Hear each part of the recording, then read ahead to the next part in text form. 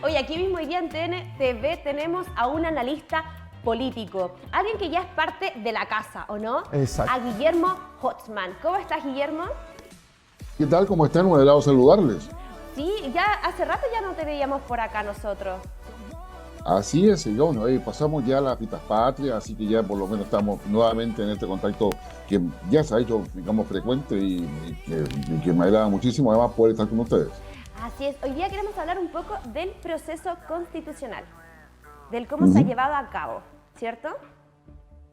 Así es, un proceso constitucional que nos ha ido llevando con ciertas sorpresas. Primero porque se ha ido notando una polarización. Recordemos que a contar del 15 de septiembre ya los consejeros constitucionales han empezado a votar las normas que estarían conformando el texto definitivo que se va a plebiscitar el próximo 17 de diciembre. ¿Ya? Ellos deben entregar el borrador final a consideración a finales de noviembre, ¿ya? Y en consecuencia están ahora en todo el proceso de votación. Pero también ahí tenemos varias características. La primera de ellas es que las negociaciones al interior de Chile Vamos con Partido Republicano han debido enfrentar varios escollos y no siempre están de acuerdo. Por ejemplo, con el tema del aborto, se cambia a que el Estado protegerá, digamos, a quién está por nacer y no a qué lo que está por nacer.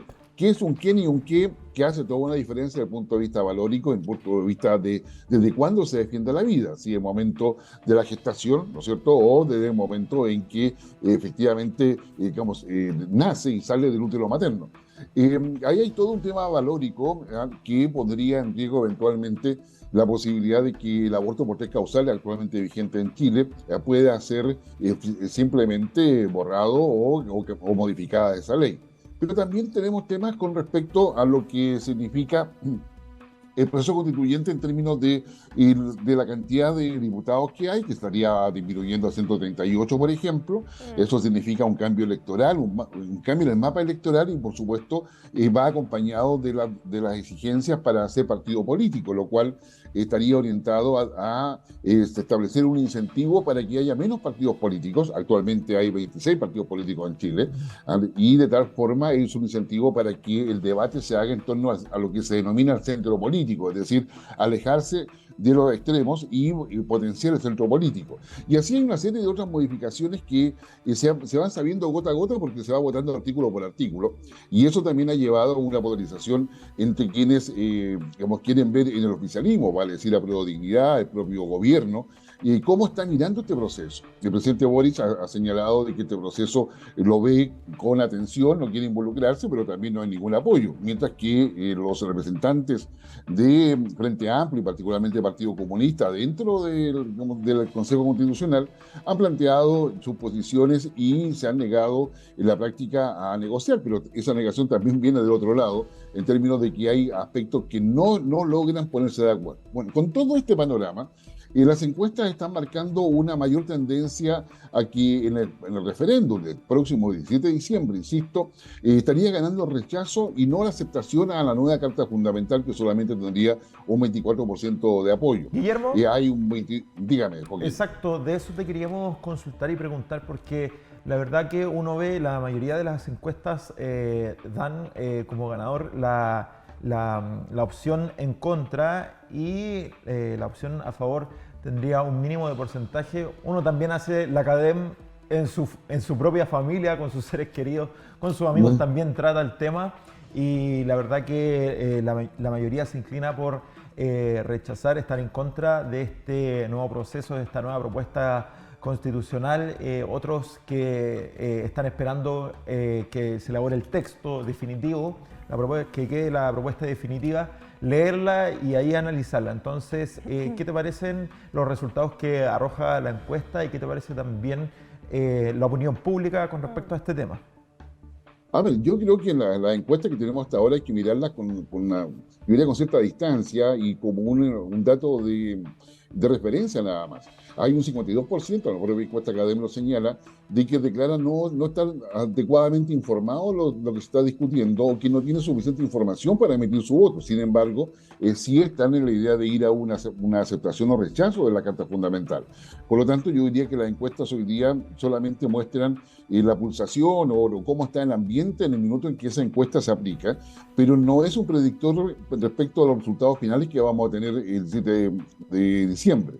Y en ese sentido, Joaquín, yo diría que hay ahí digamos, una suerte de avance poco a poco, donde aquellos que desean polarizar la situación del debate constitucional no son necesariamente los consejeros constitucionales, pero a su vez, más bien son los actores externos a todo ello, donde las posiciones de izquierda y derecha se juegan permanentemente a las redes sociales.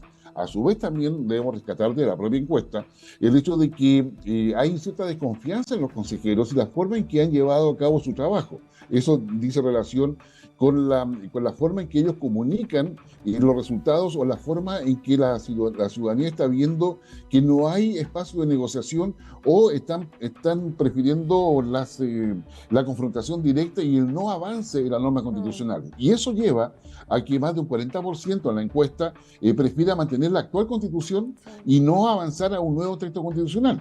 A su vez, también hay otro porcentaje que está en la idea de que hay que aprobarla para luego hacer los cambios, y hay un porcentaje mayoritario hasta ahora de rechazarla. Ahora, en cualquiera de los tres escenarios, si no se llega a un acuerdo concreto, en definitiva, el poder constituyente sigue estando en el Senado, por lo cual, después del 17 de diciembre, si esta propuesta se rechazara, va a ser el senador que va a tomar la decisión respecto a qué carta fundamental va a quedar, e incluso podrían aprobarla sin que haya un plebiscito de por medio. Entonces, estamos en un proceso que, lejos de darnos mayor claridad, nos está dando incertidumbre, y esa incertidumbre está quedando reflejada en las encuestas que semana a semana como se emiten, para poder conocer el estado de situación y la percepción de la población, de la opinión pública respecto a este proceso. Guillermo, disculpa, ¿tú crees que la aprobación o la desaprobación de este nuevo proyecto como constitución del plebiscito, ¿tú crees que tiene que ver con la desaprobación que se está provocando frente al gobierno de Boric?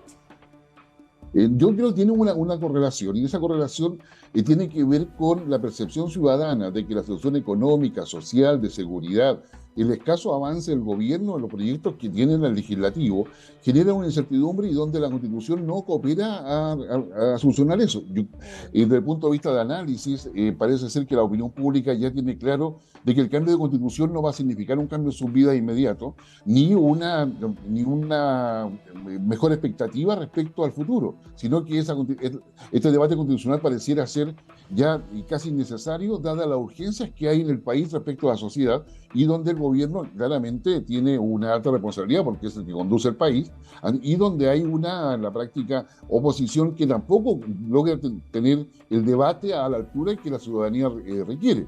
En consecuencia, se empieza a abrir en la práctica un espacio para nuevos actores políticos que normalmente en este tipo de situaciones están muy asociados a lo que es el populismo, o lo que es personas que golpeen la mesa y que van a tener un apoyo popular importante, en la medida en que tenga la credibilidad para poder solventar y solucionar o superar los problemas que hoy día aquejan a la población.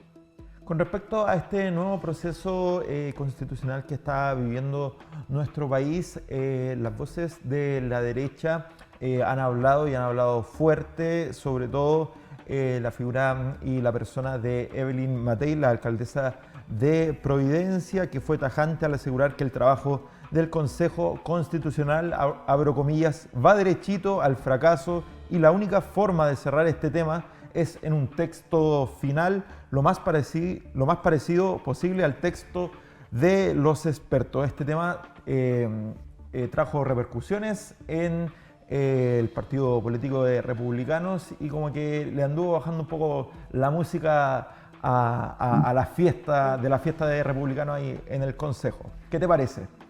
Sí, efectivamente, yo creo que Evelyn Matei se equivocó con esa declaración. No era necesario que ella la hiciera. Es presidencializar o politizar, como sin necesidad del debate constitucional. Pensemos, y recordemos que Evelyn Matei es una persona que figura como potencial candidata presidencial, digo, junto con José Antonio Kast. Y ahí habrá que ver si van juntos o se hace una primaria, efectivamente, que ojalá así fuese. Pero las palabras de Evelyn Matei generan un debate que le quita la importancia al debate constitucional y lo trae a la coyuntura. Y eso, digamos, evidentemente genera ruido en las bancadas respectivas, Recordemos que acá tenemos primero las bancadas que hay en el Consejo Constitucional, donde hay mayoría republicanos. Republicanos no tienen mayoría en el Congreso, ni en el Senado, ni en diputados. Exacto. Pero sin embargo, tienen que ponerse de acuerdo tanto a nivel de Congreso, en lo que es el día a día de la política y de las votaciones que se hacen en el hemiciclo, pero también deben ponerse de acuerdo en las cosas más importantes o relevantes que se están debatiendo y discutiendo en el Consejo Constitucional. Por lo tanto, las palabras de Evelyn Matei entran a generar ruido y generar molestia, como ya varios actores lo han señalado, en los dos ámbitos, a nivel de Congreso del día a día y también en este espacio que es más relevante desde el punto de vista del largo plazo. Sí, relacionado a eso mismo, frente a este mini debate, yo creo que se ha provocado entre estas dos figuras políticas y figuras políticas muy reconocidas acá en Chile. Frente a eso mismo, usted ya analizando hace tantos años este mundo, ¿qué cree que para las próximas elecciones presidenciales, tanto porque se ha dicho de que Kast quiere volver y que Evelyn Matei también estaría como postulando más adelante, ¿quién cree usted que sería una persona que pudiera representar a este partido? A ver, yo diría lo ideal está en que la derecha, desde republicanos hasta todos los partidos de Chile Vamos, es decir, de Renovación Nacional, Evópolis, la UDI, pudiesen colocar una sola alianza y ser capaces de poner un solo candidato. Claro. Eso sería lo ideal. Ahora, creo que eso en la práctica no va a ser posible. No solamente por las dinámicas propias que hay en el interior de cada uno de los partidos, las percepciones que tienen, sino también porque al terminar este proceso constitucional, se van a producir, si se aprueba la propuesta, van a haber disminuciones en los escaños de diputados, va a significar modificar el sistema electoral o la ley electoral para poder dar satisfacción a estos nuevos requerimientos. Entre medio tenemos el próximo año las elecciones de gobernadores, consejeros regionales, alcaldes y concejales, que son los predictores normalmente de las elecciones presidenciales. Las elecciones presidenciales están recién en el año 2025. Entonces la pregunta es hoy día, y dentro de los líderes que aparecen, que está Kast, que está Matei en el centro derecha, en la izquierda no se ven líderes claros respecto a quién se podría proyectar a futuro. Pueden haber varios nombres, pero no hay una claridad a ese respecto. Quedan 2 años todavía. Sí. Por lo tanto, para Matei y para Kast es cómo sobrevivir estos 2 años con todos los cambios que se van a ver en estos meses, y conforme sea el resultado del plebiscito. Entonces, hay un vacío de liderazgo donde puede haber un tercero que venga por fuera, Claro. y efectivamente golpee la mesa y logre, canalizar las demandas ciudadanas y el comportamiento electoral ciudadano. Y eso probablemente es la incertidumbre que se ve desde cualquier perspectiva de análisis, en términos que los nombres que hoy día aparecen, sí, son nombres que tienen un fuerte apoyo en cada uno de sus sectores, pero que no aseguran que se mantengan por 2 años, con todos los eventos que hay entre medio y con el desempeño del gobierno, que también va a determinar muchísimo cuáles son las opciones y cuáles son las demandas mucho más urgentes que tiene la ciudadanía. Exacto, querido Guillermo. Bueno, también debemos hablar de la figura de Michelle Bachelet, que también ha sido una voz autorizada para referirse a este nuevo proceso constitucional. Ella ha dado declaraciones como las siguientes: nos hacen retroceder décadas, expresó criticando el trabajo del Consejo Constitucional. Bachelet, que está también apareciendo en las encuestas, que está apareciendo como una posible candidata presidencial. ¿Te parece que ella podría representar a estos sectores que no se vislumbra en ningún candidato, aunque estamos lejos de las elecciones, pero siempre es importante estar pendientes acerca de los candidatos posibles a la presidencia? No, o sea, sin lugar a dudas, recordemos que hemos tenido Bachelet 2 y Piñera 2, y tiene que ver exactamente con los vacíos de liderazgo en cada uno de los sectores de izquierda y derecha. Por lo tanto, podría ser la posibilidad de que tengamos Piñera 3 o Bachelet 3. Y eso, yo diría, no es sano para la democracia, porque profundiza la crisis de liderazgo que tenemos en nuestra política, profundiza y deja en evidencia la crisis de ideas que hay para poder avanzar en lo que hoy día Chile necesita a futuro. Lo otro, que es evidente, que el debate constitucional está muy centrado en mirar hacia atrás y no hacia adelante.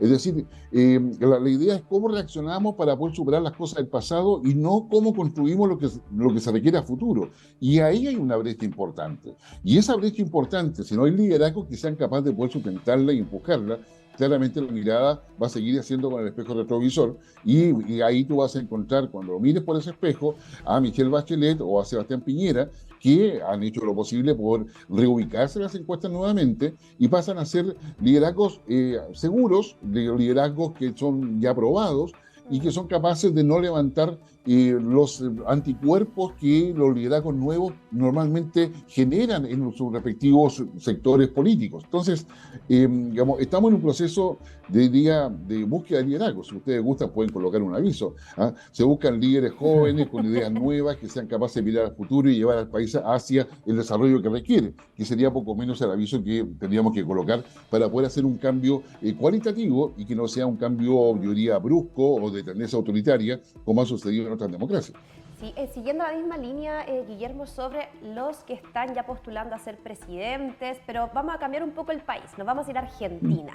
Ayer hubo un debate, ¿cierto?, de Javier Milei. Entonces quisiéramos saber un poco cómo tú ves la figura y qué análisis nos podrías entregar frente al debate que hubo ayer. Ayer a las 9 de la noche, hora argentina, en Santiago del Estero, se realizó el primer debate presidencial. El próximo va a ser el 8 de octubre. ¿Ya? Y en ese debate presidencial estaban los 5, digamos, candidatos que van a la primera vuelta. Pero obviamente la atención está como instalada en 3 de estos candidatos. Primero, en Milei, que es el anarcocapitalista. Ahora sí. sí. Dice, y ayer lo reiteró, quiere sacar el Banco Central de la institucionalidad argentina, quiere dolarizar la economía, quiere la práctica, también entregar vouchers de educación, en varias otras cosas. Ayer se debatían temas básicamente que era educación, economía y derechos humanos y democracia, que eran los temas centrales que se abordaban en el debate de ayer. Y frente a todos ellos, los 5 candidatos, como ustedes ven ahí en pantalla, fueron candidatos que en la práctica ninguno se salió de su libreto. Y ahí ven a Javier Milei leyendo, y lo mismo hizo Bullrich, y lo mismo hicieron los otros candidatos, casi todos llevaban un libreto de lectura. Es decir, hubo poca confrontación. Y cuando hubo confrontación, esa confrontación se dio particularmente entre Milei y Massa, y Milei reconoció a Massa como su predilecto para una segunda vuelta. Y en esa perspectiva tenemos lo siguiente. Ningún candidato perdió muchos votos ni tampoco ganó. En consecuencia, hoy día la proyección que hay es que ante la eventualidad de que la elección del 22 de octubre se realice, quienes pasarían a segunda vuelta al balotaje, como lo dicen en Argentina, serían Milei y Massa, y lo cual obligaría a los otros candidatos a reubicarse respecto a por quién votar. Hoy día Milei sigue teniendo mayoría, por lo menos en las encuestas, y sigue siendo un actor preponderante que yo diría no hay duda, por lo menos en un porcentaje muy relevante, de que él va a estar en la papeleta en la segunda vuelta. Y la verdad es que el debate de ayer aportó las ideas, pero sin grandes variaciones, sin grandes, yo diría, hechos que pudiesen mover la aguja en forma importante. Milei hizo un esfuerzo, sin lugar a dudas, para ser más razonable, más prudente, pero igualmente, por ejemplo, el tema de derechos humanos, él dijo que los 30.000 violaciones de derechos humanos desapareció en la Argentina, eso no existía, por ejemplo. Ahora, ese tema que puede ser muy sensible, dado lo que hemos discutido acá en Chile, para la juventud en Argentina está demasiado lejos, por lo tanto tampoco mueve la aguja, como lo podríamos ver acá, dado el debate político que se da al interior de Argentina. Exacto, te agradecemos, Guillermo, por tu análisis nacional e internacional también. Este proceso constitucional que estamos viviendo en nuestro país, este nuevo proceso ha dejado mucho que hablar, muchas repercusiones, y obviamente lo estaremos hablando durante la próxima semana, ya hasta que termine y vayamos a las elecciones. Hasta fin de año nos vamos a hablar de la nueva constitución. Sí, yo creo que de aquí hasta fin de año vamos a seguir teniendo a nuestro amigo, ya es parte de la casa ya, Guillermo, para nosotros, sí, obviamente, así que esperamos verte pronto nuevamente para seguir conversando en profundidad estos detalles. No, gracias a ustedes, gracias Patricia, gracias Joaquín, que tengan linda semana.